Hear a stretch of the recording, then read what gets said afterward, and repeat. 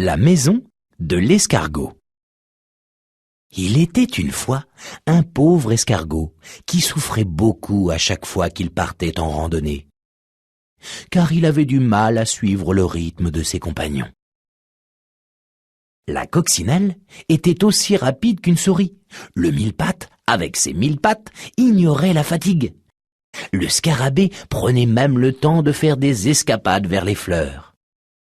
Le pauvre petit escargot, lui, peinait, soufflait, transpirait, tout seul et loin derrière, abandonné par les autres, qui n'avaient plus la patience de l'attendre. Quand le petit escargot parvenait enfin à rejoindre le groupe, les autres petites bêtes s'étaient déjà bien reposées, avaient bien mangé et après avoir bien joué, avaient préparé le campement et dormaient depuis bien longtemps. Et comme il n'y avait plus de place, le petit escargot devait coucher à la belle étoile. Mais chaque matin, obstiné, il reprenait la route, espérant toujours rattraper ses amis. Pour ne pas s'ennuyer pendant le parcours, il sifflotait, regardait à droite et à gauche, saluait les petites bêtes qu'il rencontrait.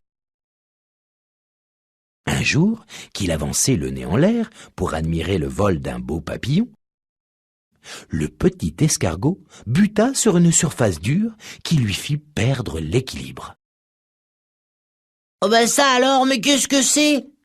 se demanda-t-il, car il n'avait jamais vu une chose pareille, ce qui est normal puisqu'il s'agissait d'un coquillage perdu par un enfant qui l'avait ramené du bord de mer.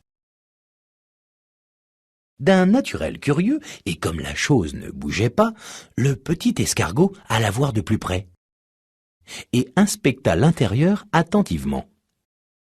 En y pénétrant, il s'aperçut qu'elle était parfaitement à sa taille et de plus très légère à porter. « Ah, c'est super !» jubila alors le petit escargot. « Je vais m'en faire une maison !» Et il se mit en route, le coquillage sur le dos.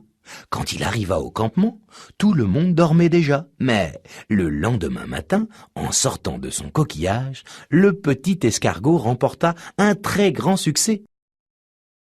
Et toutes les petites bêtes ressentaient une pointe d'envie. Ainsi, le petit escargot n'avait plus besoin de se construire une maison chaque nuit.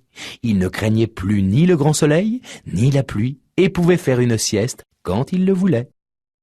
Les petites bêtes de la forêt cherchèrent alors toutes une maison à se mettre sur le dos. Mais en fin de compte, il n'y en eut que pour l'escargot.